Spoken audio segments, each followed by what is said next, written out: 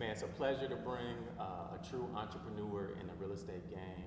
My guy Trey, been knowing him for a while. He's really doing well in this real estate space. Trey, how you doing today, man?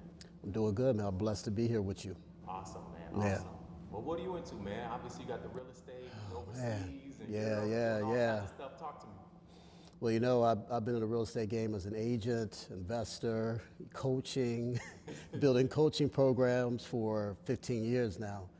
And basically now I've just gone from America over to international. So I'm over in the UK. I'm about to expand over to Scotland and Dubai now. Got a real estate team there in London. We're, got into residential, now we're into commercial now. And then, me being an equity investor, I'm always investing to other companies. So me and my wife has a healthcare, long-term care company.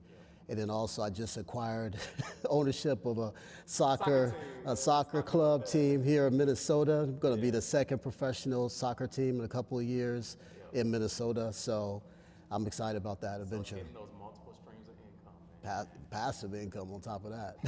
See, that's even the best, man. Passive income. What does passive income mean to you, man? Because a lot of people say, hey, passive, active, and they don't really understand that. Elaborate. Well, I'm gonna be honest with you. I had that health scare 2 years ago, and that woke me up to, if something happens to me, what happens to my businesses? What happens to my income? What happens to everything I provide? I was the person doing everything. And so when I began to get into equity investing, I used my coaching skills to go into companies that are startup or trying to get turned around, coach them, develop them, and I could step back and watch it run. And then just be able to collect the dividends and the equity from it. And so since then, I've just been on top of that. Just doing it. We talk about generational wealth. Obviously, we touched on it, legacy, family, faith, man. When I say generational wealth, what does that mean to you? Well, it's different for me because I have 2 stepkids. I don't have kids of my own. I do have a wife that I just got married to. And when I think about the generational wealth is, what can I help others build generational wealth for others and their families? Because I'm such a purposeful, servant leader, contribute to people, I get excited when I get to watch them build that generational wealth, take care of their families, reach their goals, all those. That's exciting for me, you know what I'm saying? See others get to certain levels and achievements. Correct. And all that. Because to me, my generational wealth, my wealthiness is being significant in this world to contribute people's lives. I want people to, something happens to me, I want to know what people say about me when I'm gone. That's the legacy that I'm creating. The wealth, the money, it's going to be there. But when people remember you and you've done something in their lives, that's a bigger game. When you leave this earth, man, are they saying good stuff, bad stuff, or are they saying who? Correct. Who is that? Correct. Man, that's what it's about right there, man. That's that legacy piece right there. Generational Correct. wealth isn't just about money, man. Correct. It's about what legacy are you leaving and you on that track, man. So you've already done all this in a short amount of time. Well, I shouldn't say short, but 10, 15 years, we in Europe, all that. So in 5 years, where do you see yourself? Expanding my real estate team throughout the rest of the world, be in 4 different, probably continents. I want to be, I want to be able to touch, millions of people's lives.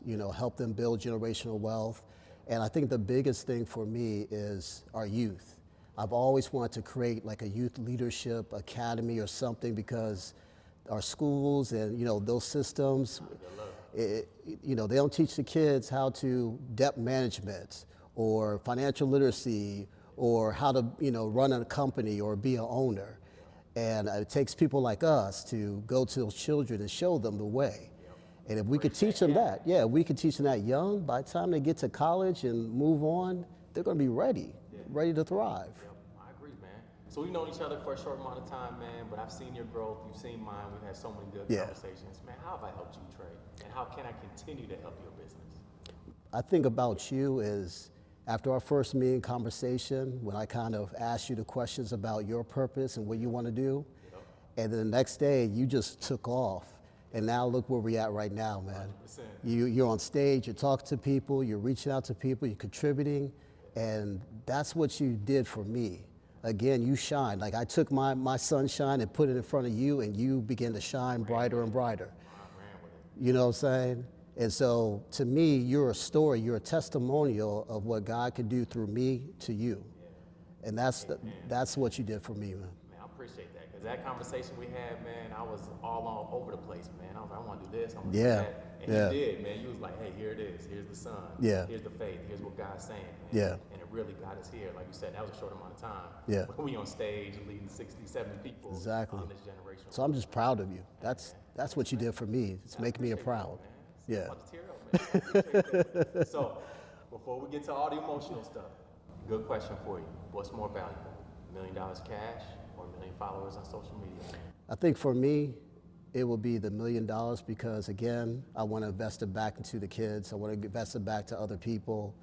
And there's scholarships and foundations that I want to create.